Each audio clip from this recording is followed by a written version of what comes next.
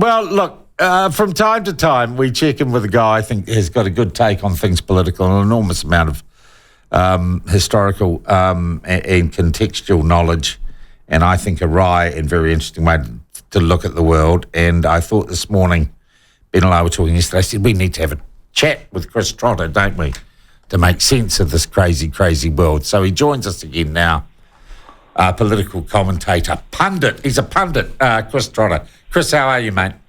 I'm very well. I'm not sure about pundit, but what upsets you about pundit? What's wrong with that world? I don't say it in a disrespectful way, Chris. No.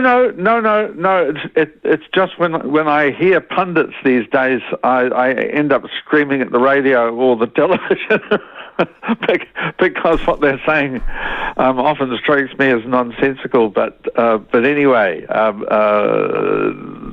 that's by the by. All right. Well, look, I actually just want to start because there's so much to kick around at the moment. There's an election underway in Britain. Well, there is. Yes, it's just about over.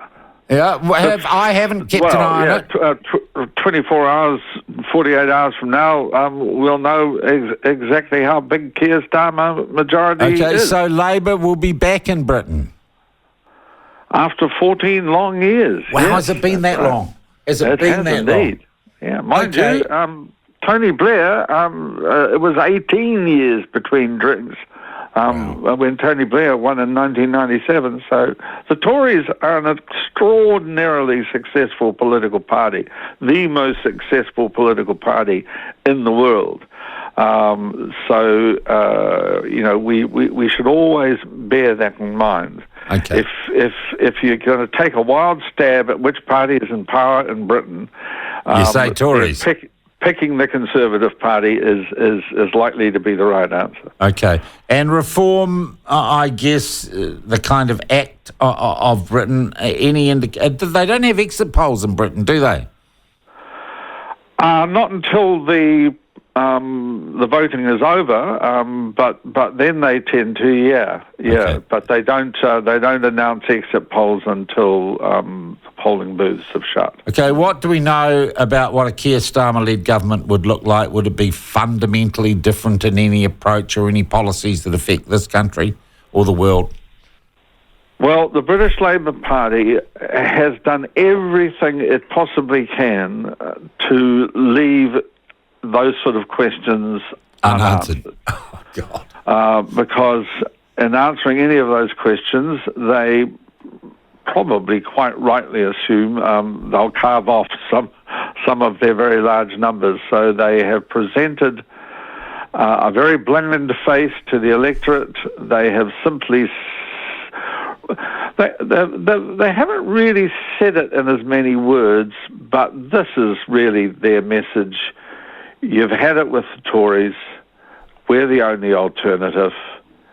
Therefore, you're going to have to vote for us if you want to get rid of the Conservatives. And that's pretty much where England is, or the United Kingdom is. Yeah. They really want a shot of the Tories. And Labour's the only viable alternative. What's your feeling on how the Reform Party, led by Nigel Farage, will do? Are they going to make grounds too at the expense of the Tories?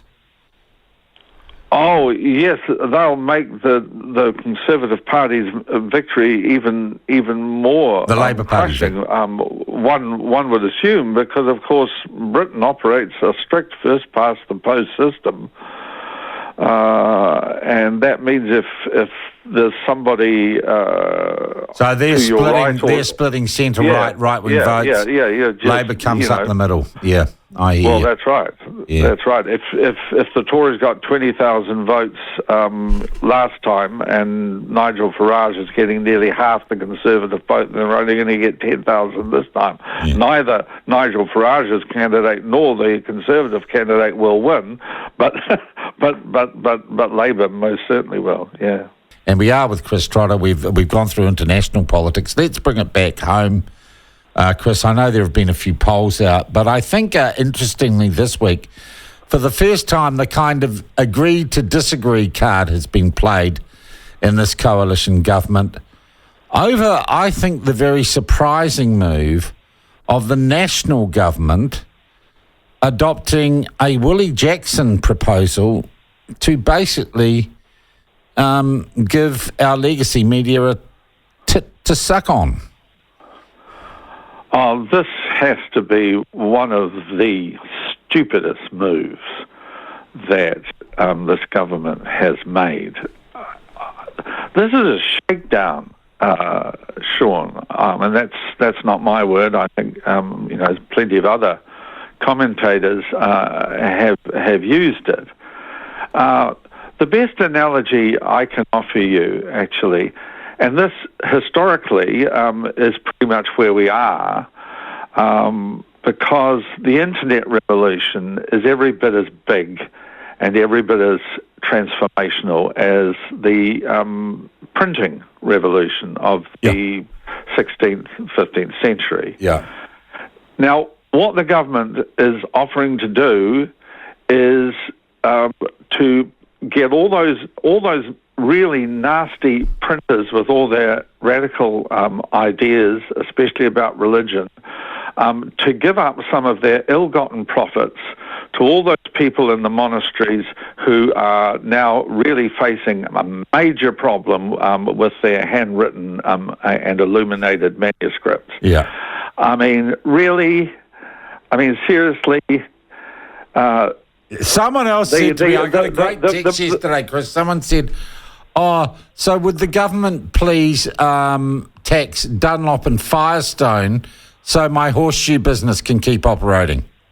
Well, yeah, exactly. I mean, it's like the Ford ad, If they wanted something faster, they would want a faster horse. Yes, yeah, horse. That's right. That's right. I mean, it's just ridiculous. And what it does is it just places the mainstream media, or the legacy media, as it increasingly deserves to be described, in an even more invidious position, because now you've got the minister picking and choosing who gets to put their hand up for this money extorted from But the from unintended social media consequences, Chris, Meta have told me through sources unequivocally they will stop sharing news, what they deem to be news information on Meta, if this bill goes through. Yeah, and that damages my business, though I'm never going to put my hand out to the government. And they say it so that media companies can negotiate with internet companies. No, it isn't. It is basically created a system where they can extract a levy, right? Yeah, I mean, this is a protection racket that they're offering to set up. But the point is, you can't set up a protection racket when the people you're trying to shake down are the mafia, right? It works the other way round. So you say the big tech companies, like Google and Meta, have an income several times greater than New Zealand's GDP. These are not people you can sort of waggle a finger at. I mean, and the reason they got so big is because, they're on the wave of the future. Yeah. And have been, for quite a while, hence, the trillions and trillions of dollars they are making. In the same way, I imagine, that all those entrepreneurial chaps back in the 16th century were making money hand over fist from selling Bibles, I mean...